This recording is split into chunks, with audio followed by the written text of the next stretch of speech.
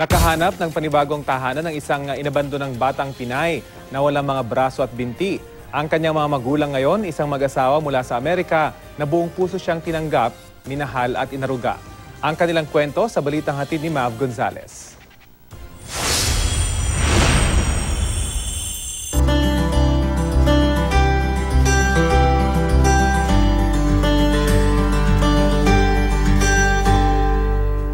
Special needs adoption has changed our family forever. Yan ang mensaheng kalakip ng nag-viral na Facebook video tungkol sa batang si Maria. Walang mga kamay at paa, pero may mapagmahal na pamilya.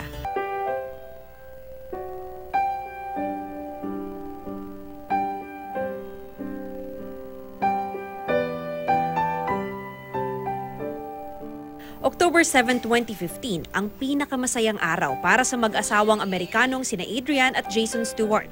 Sa unang pagkakataon kasi, nakita nila ng personal ang nooy 6 na buwang gulang pa lang na si Maria.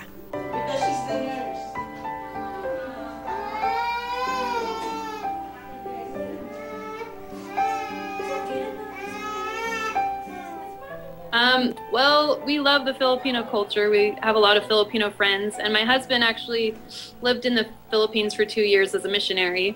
Ipinanganak si Maria na walang mga kamay at paa at nasa pangangalaga ng isang shelter sa Cavite. Si Tatay, nasaan si Tatay? Ako ba? Ako ba si Tatay? Yes. Oo. Ako si Tatay. Yeah. Yes.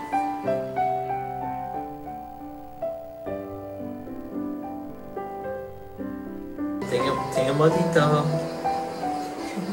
Yes. Hi. Sa kabila ng kanyang espesyal na kalagayan,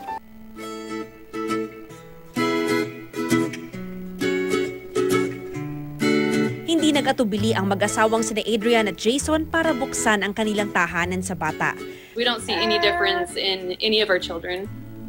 We love them all the same, and with every fiber of our being, they're all amazing and special, and it is possible to love them just as much.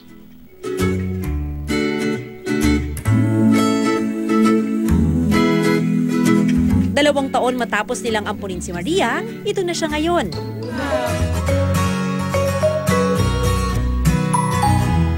Kulang man ang bahagi ng kanyang katawan, pinuno naman ito ng wagas na pagmamahal ng kanyang bagong pamilya. Mav Gonzalez, GMA News.